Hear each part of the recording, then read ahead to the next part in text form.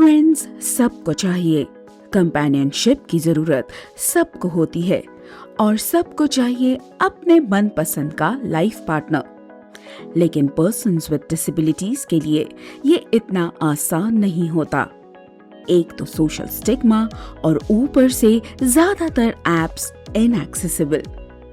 अब हो जाइए टेंशन फ्री, क्योंकि आपके लिए लॉन्च हो चुकी है इंडिया की ओनली इंक्लूसिव और एक्सेसिबल सोशल ऐप। जी हाँ, बड़ी अप नेटवर्क ऐप, जहां आप बना सकते हैं फ्रेंड्स, ढूंढ सकते हैं कंपेनियन और पा सकते हैं अपना लाइफ पार्टनर भी। तो आज ही डाउनलोड कीजिए बड़ी अप नेटवर्क ऐप और बढ़ाए एक कदम दोस्ती की ओर। Available in Hindi and English. ज्यादा जानकारी के लिए आप ईमेल कर सकते हैं admin@buddyyup.network पर। बड़ी अप नेटवर्क, अब दोस्त ढूंढने की छुट्टी। हर स्पेस एक कहानी कहती है।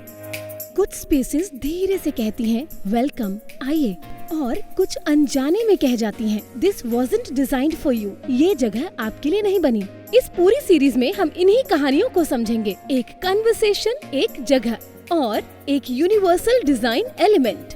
एक एक करके आप सुनेंगे डीकंस्ट्रक्टिंग एक्सेसिबिलिटी, एक पॉडकास्ट सीरीज जो रेडियो उड़ान द्वारा एक्सेस अलाय के साथ प्रेजेंट की जा रही है। एक्सेस अलाय जो इनेबल मी एक्सेस का एक इनिशिएटिव है। मिलकर हम तैयार कर रहे हैं इंडिया के next generation of accessibility professionals. वो लोग जो ऐसी स्पेसेस डिजाइन करेंगे जो सिर्फ एक्सेसिबल ही नहीं बल्कि ट्रूली इंक्लूसिव होंगी और सबके लिए काम करेंगी। अगर आप भी इस सफर का हिस्सा बनना चाहते हैं तो विजिट कीजिए www.enableme-access.com और जुड़िए एक्सेस अलाय कोहोर्ट के साथ। जी हाँ दोस्तों, नमस्कार, आदाब, सत श्री अकाल। मैं दानिश महाजन प्रोग्राम बदलता दौर में आपका स्वागत करता हूँ। आज फिर से समय है डीकंस्ट्रक्टिंग एक्सेसिबिलिटी में एपिसोड 2 का, और आज का हमारा जो टाइटल है, जो हम मिथ बस्ट करेंगे, डीकंस्ट्रक्टिंग एक्सेसिबिलिटी में the myth of the ramp. बहुत सारे लोगों को रैम्प से लेके कई क्वेश्चंस है, अजम्पशंस है। आपने पहले शो को प्यार दिया, थैंक यू। और एक डिस्क्लेमर, बहुत सारे लोगों ने ये भी बोला कि ये कन्वर्सेशनल क्यों नहीं है।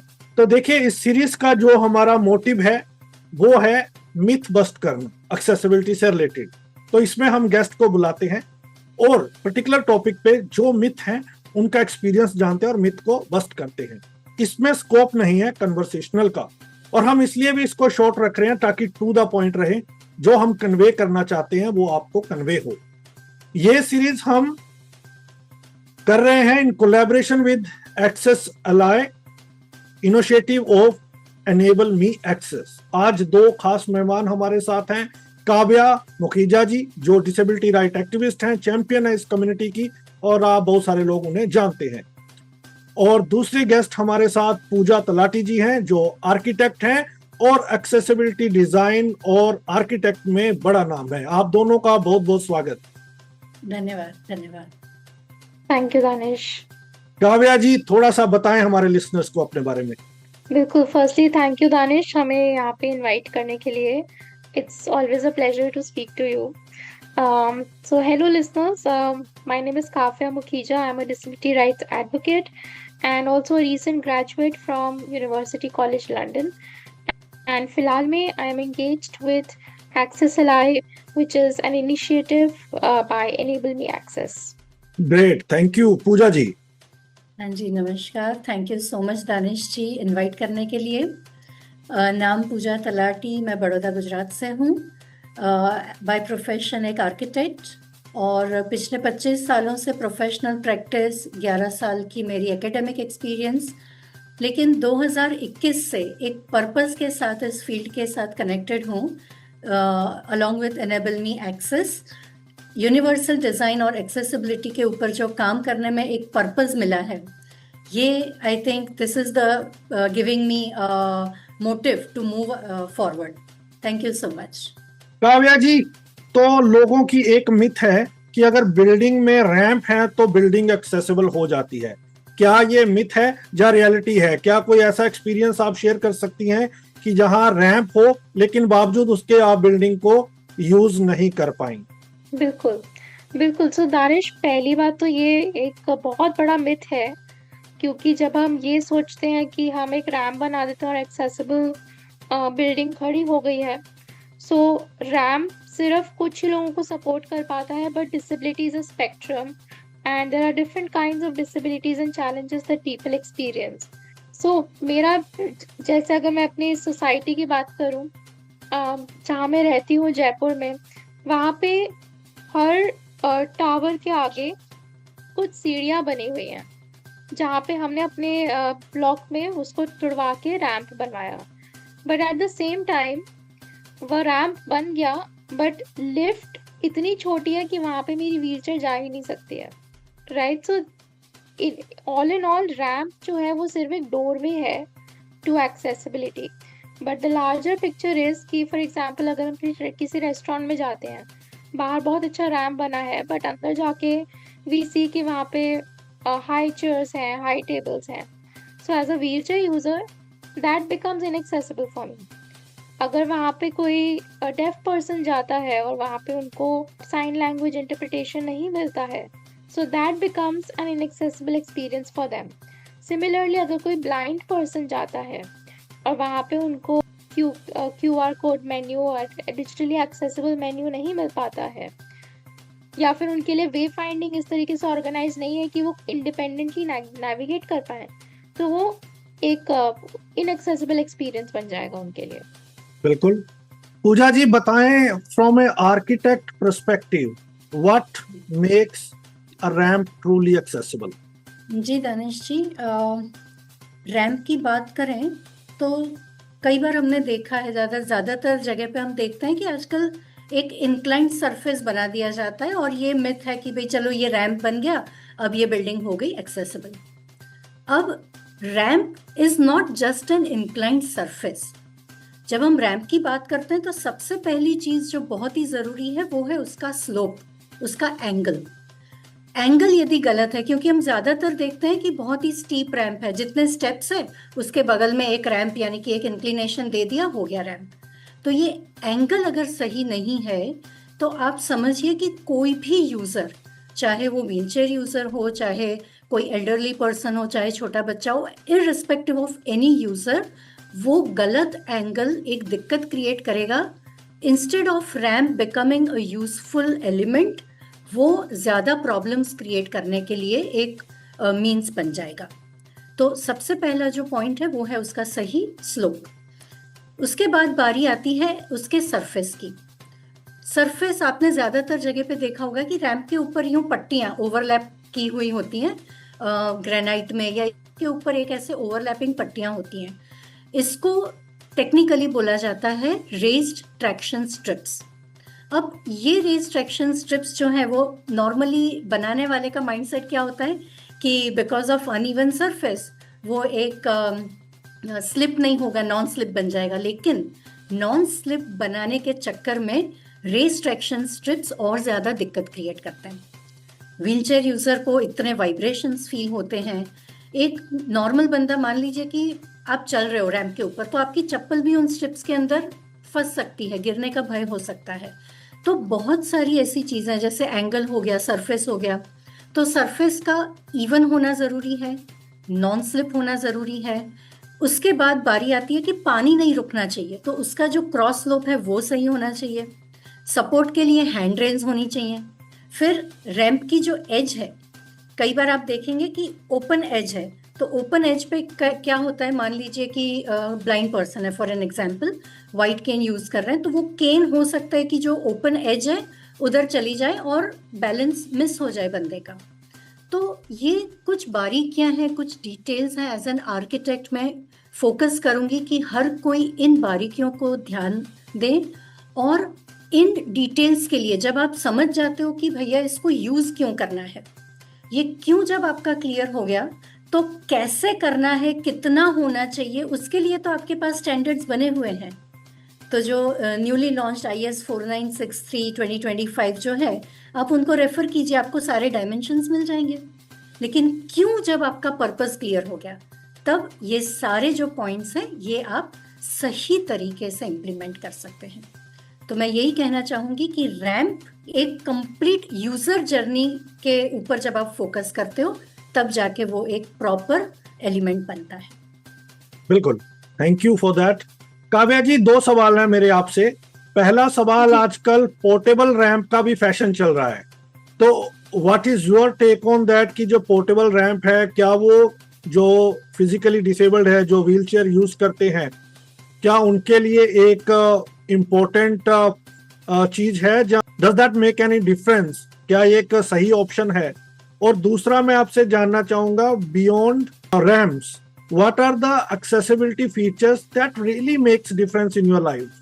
सो पहले पोर्टेबल रैम्प्स की मिथ को बस्ट करते हुए, जब हम पोर्टेबल रैम्प्स की बात कर रहे हैं और हम ये कह रहे हैं कि पर्सन्स विद डिसेबिलिटीज़ को ये रैम्प्स खुद कैरी करने चाहिए जहाँ भी वो जाएं, सो हम ये अज्यूम कर रहे हैं कि उनके पास ये रिसोर्सेज हैं कि वो रैम्प पहले तो खरीद पाएँ और उसके बाद ये रैम्प कैरी कर पाएँ। उनके पास ये मैन पावर, ह्यूमन पावर है, उनके पास केयर गिवर्स हैं, उनके पास एक्सेसिबल ट्रांसपोर्ट है कि वो ये चीज़ कैरी कर पाएँ।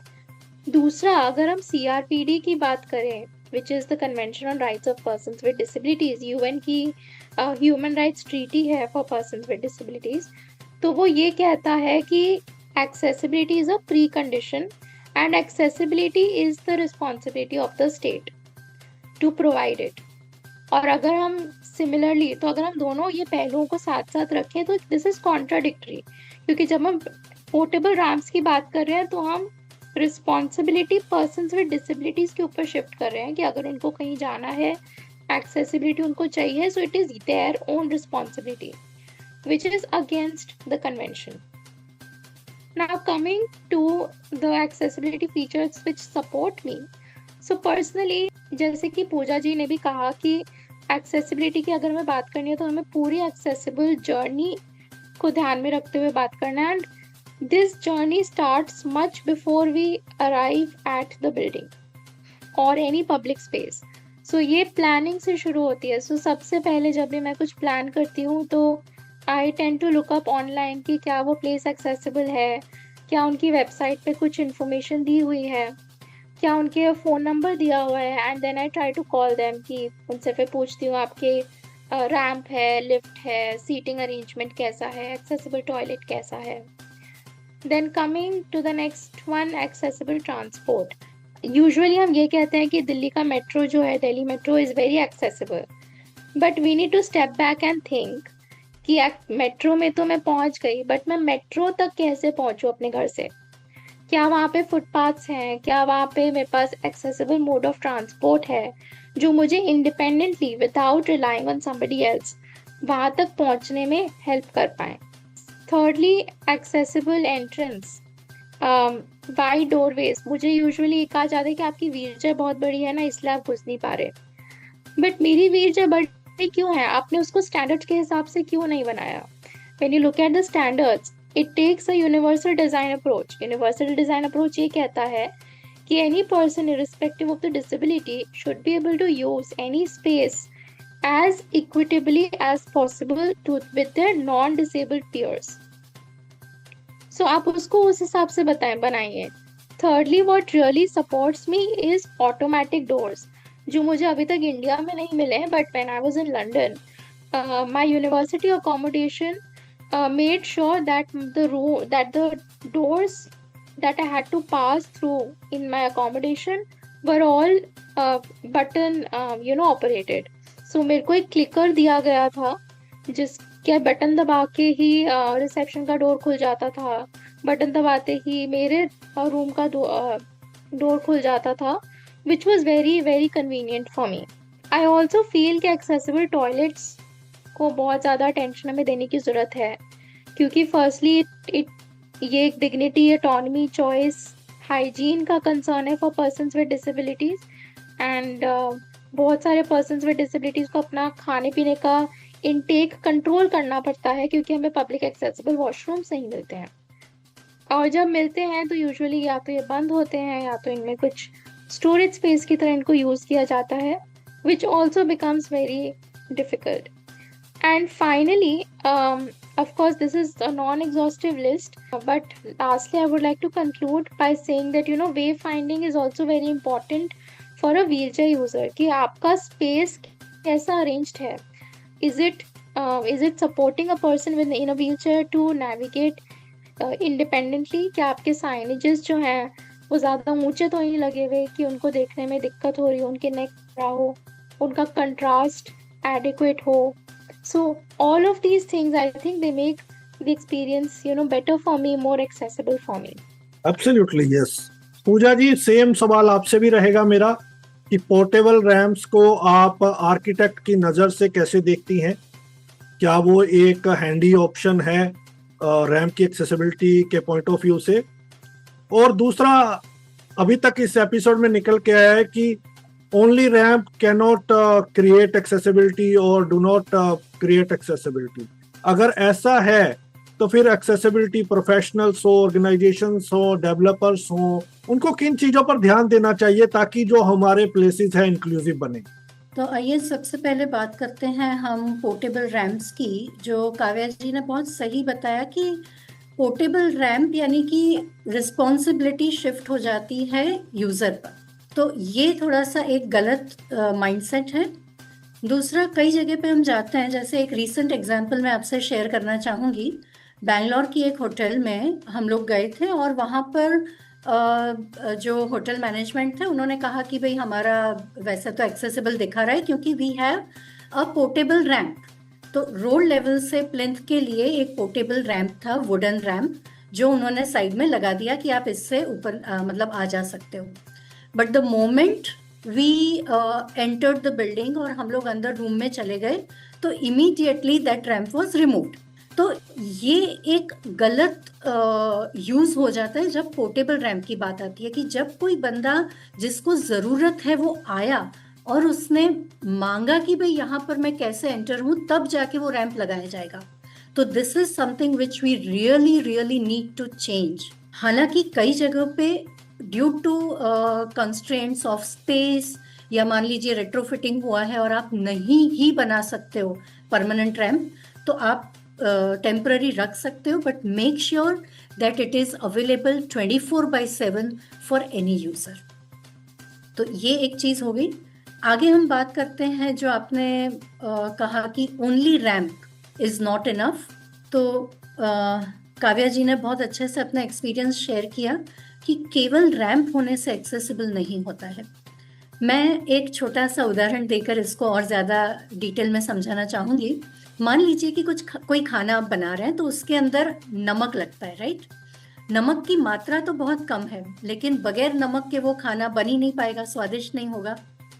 लेकिन मुझे ये बताइए, जितना इम्पोर्टेंट नमक है, क्या केवल नमक कंप्लीट फूड बन सकता है? Not possible. You can not eat salt alone. ठीक इसी तरह रैम्प बहुत ही इम्पोर्टेंट एलिमेंट है, but ramp alone is not complete accessibility. तो अब हम बात करते हैं कि तो बाकी के क्या कंपोनेंट्स हैं जो कि एक यूजर जर्नी को कंप्लीट करेंगे। तो ये जैसे काव्या जी ने बताया कि बिल्डिंग एंटर होने से पहले शुरू हो जाती है।